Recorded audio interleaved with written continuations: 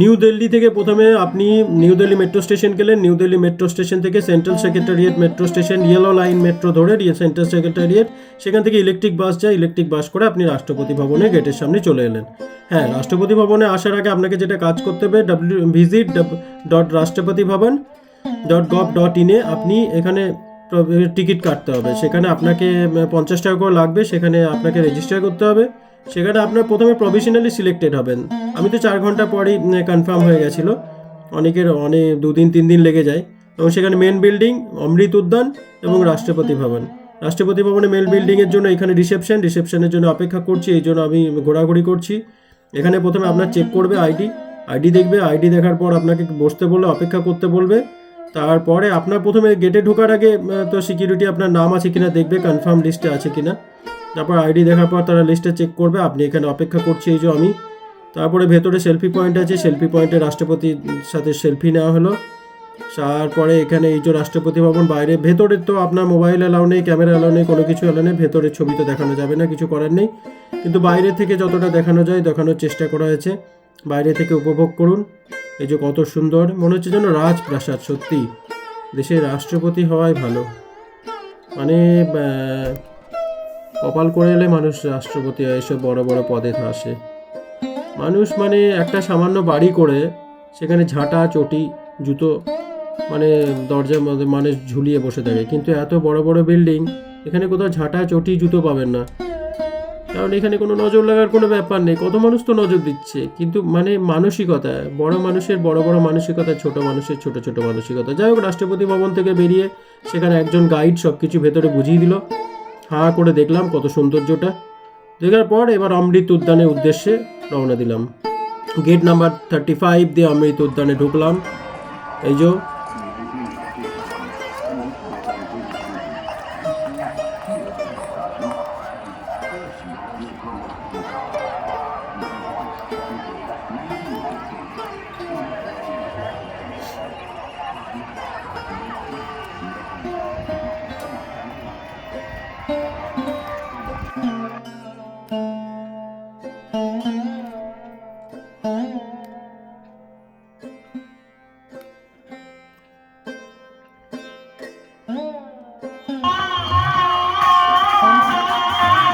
সানাই বাজছে এখানে, কত সুন্দর অমৃত উদ্যানে, কত সুন্দর সানাই বাজছে, অপূর্ব অপূর্ব। মানে রাজপ্রাসাদ। এই যে কত সুন্দর দেখা যাচ্ছে, কত সুন্দর ফুলের বাগান। অপূর্ব অপূর্ব অপূর্ব, দারুণ। মানে ওখানে গেলে আসতে ইচ্ছা করবে না। সব জায়গায় সত্যি বসে বসে ঘন্টার পর ঘন্টা দেখার মতো, দেখে শেষ করা যাবে না, এত সুন্দর ফুলের বাগান।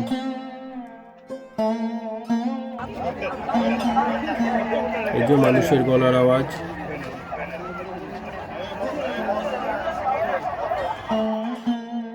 তবে রাষ্ট্রপতি ভবনে মেন বিল্ডিং এর থেকে এই অমৃত উদ্যানে বেশি ভিড়। জানি না ওখানে কনফার্ম হয়নি কিনা সবার, সেজন্য হয়তো ওখানে ভিড়টা কম। কিন্তু আমার ভাই 4 ঘন্টার মধ্যে কনফার্মেশন দিয়ে দিয়েছিল। এই যে ফুলের বাগান, অপূর্ব ফুলের বাগান, সুন্দর।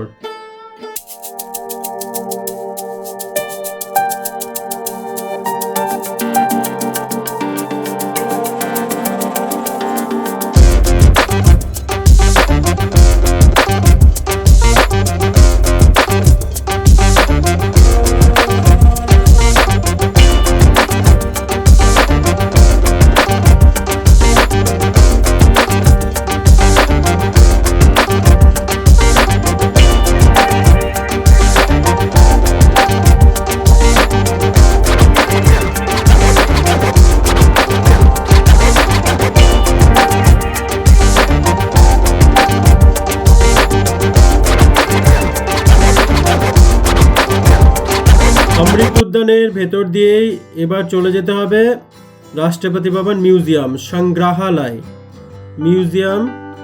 এই যে রাষ্ট্রপতি ভবন মিউজিয়ামের দিকে আমি আসছি। মিউজিয়ামের দুদিকে দুটো মিউজিয়াম আছে, মানে অনেক কিছু সংগ্রহ করা আছে সেখানে, বানানো, সুন্দর লাগে। দেখাচ্ছি ভেতরটা। এই যে এখানে MiG-21, এখানে সবাই ছবি তুলছে। অপূর্ব লাগে এখানে দেখতে পারে। এই যে মধুরাম এখানে ছবি তুলছিল। এই যে সংগ্রহালয় রাষ্ট্রপতি ভবন মিউজিয়ামে ঢুকছি। এখানে মোবাইল টোবাইল কোনো ব্যাপার নেই, এখানে অ্যালাউ আছে। সিকিউরিটি একবার পকেটে হাত দিয়ে চেক করে দেখবে, তারপরে ব্যাস। এই যে সংগ্রহালয়, বাচ্চাটা ছুটছে। ভেতরে খাবার দাবার আছে, খেতে পারেন, ম্যাগি, কোল্ড ড্রিঙ্কস, মিট 21। সংগ্রহালয় ভেতরটা দেখাচ্ছি, এটা তো বাইরেটা। ভেতরে চলুন আমার সাথে সংগ্রহালয়ের ভেতরে। দুদিকে দুটো আছে, এই সাইডে একটা, এই সাইডে একটা। এই হচ্ছে ভেতর। ভেতরটা দেখুন, অপূর্ব সুন্দরভাবে বানানো, কত সুন্দর লাগছে না? কি সুন্দর বানিয়েছে।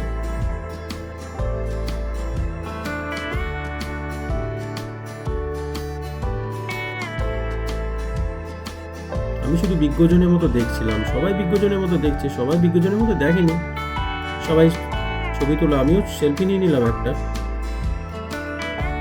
সবার তো তোলার পার্টনার রয়েছে, আমার তো তুলে দেওয়ার কেউ নেই, একাই সেলফি মোডে একটা ভিডিও নিয়ে নিলাম।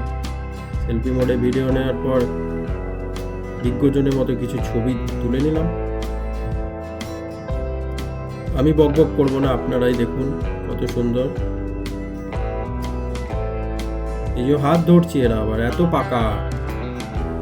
সিকিউরিটি বারবার বলছে ধরবেন না, টাচ করবেন না, টাচ করবেন না। তবু তারা গান্ধীজিকে টাচ করে ফটো তুলছে।